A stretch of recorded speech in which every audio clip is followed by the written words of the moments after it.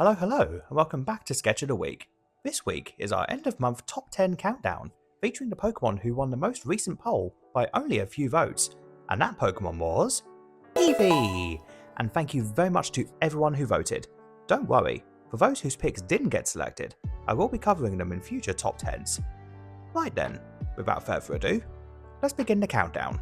Coming in at number 10 is this little beauty from Evolving Skies, illustrated by Atsushi Furusawa, who is a master of cinematic views.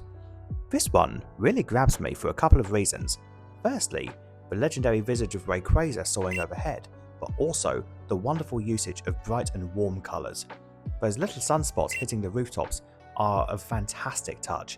I really love the narrative here as well. Just a humble Eevee watching a Titan fly off into the distance. It's great stuff. Now, let's head down from the rooftops to something a touch more cozy. Coming down from the rooftops at number 9, we have this Black Star promo illustrated by Sayono Misaki. If you're looking for cozy, this one, in my opinion, is the gold standard. What I love here is how the background is an absolute riot of colour. Those soft purples and whites in the flower beds give it a real storybook feel. But take a closer look here at the technique. The way that the sunlight filters through the trees and the texture of the grass makes it feel like a warm spring afternoon. It's a promo card that often gets overlooked in many trainers' binders, but that art is just peaceful, isn't it? Now, if you think this garden's nice, wait until you see the next hidden delight. At number 8, we have this card from Hidden Fates, illustrated by the legend of the TCG, Kagemaru Himeno. While everyone was chasing the shiny Volt Charizard, they might have missed the sheer charm of this particular common. Himeno's style is so very distinct. She uses these soft, almost airbrush textures that make the scene feel truly alive. The way that the sunlight hits Eevee's fur here is also particularly masterful. It's a busy art, but it never feels particularly cluttered. It just feels like a snapshot of a living, breathing Pokemon world. Also, side note, I love the little Voltorb and Grimer seemingly photobombing here. Now, from a crowded forest to a very cold, solitary walk for our next entry. Stepping out of the forest and into the chill for number 7, we have this beautiful Sword and Shield Black Star promo illustrated by GlitchxCity. This is a complete shift in atmosphere. Gone is the rise of colour and is now replaced by this incredible, painterly depiction of a winter morning. What stands out to me here is that the light, the way that it reflects off the snow and catches that single solitary flower Eevee has found, just makes it really poetic.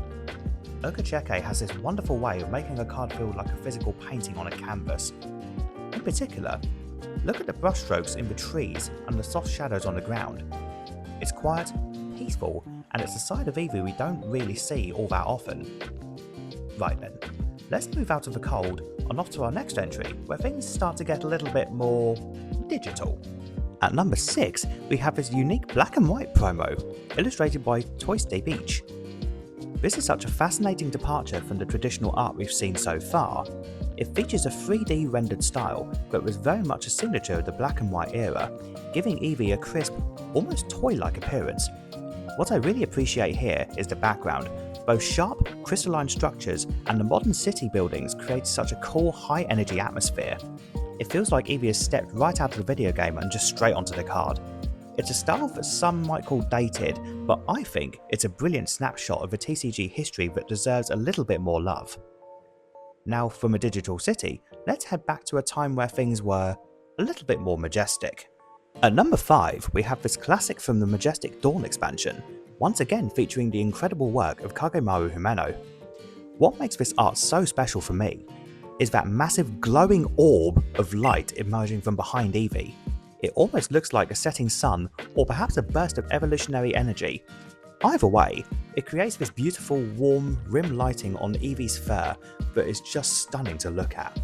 Also, the use of contrast between the dark edges and that golden centre is really masterful. It's a card that truly lives up to the name of the set where it came from. Right then, from the golden light of the past to a style that makes me want to say, "Let's get ready to rumble!" Do excuse me. Coming into the arena at number 4 is a card that is rare as it is unique.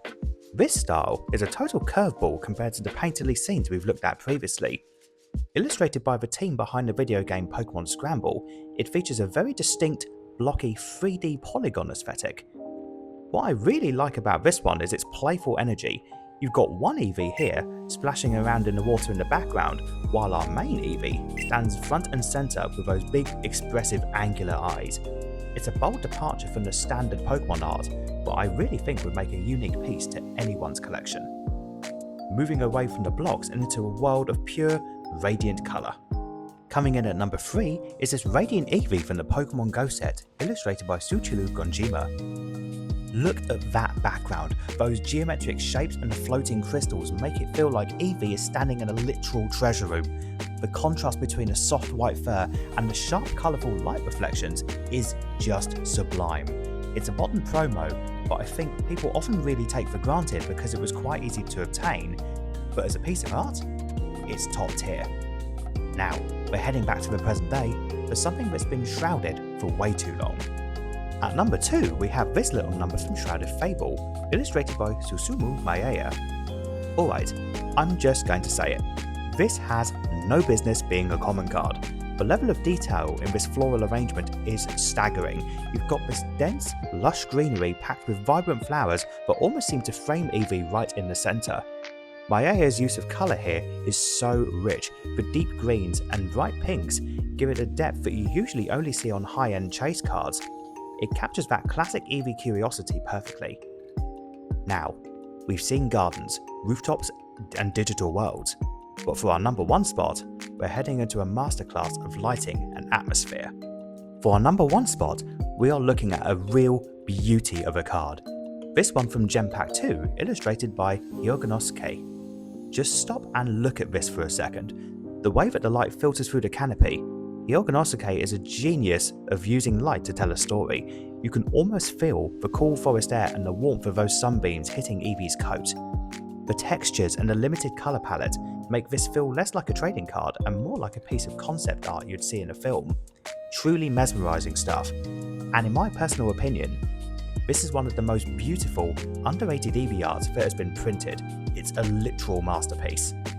And there we have it, my top 10 most underrated Eevee cards. Thank you so very much for watching all the way to the end. If you liked what you saw and heard, please hit that like button, subscribe, and ring the bell to receive all notifications, especially for when the next episode drops. Or, if you want to see more art countdowns, check out some of my other videos here. I'm sure you'll love this one.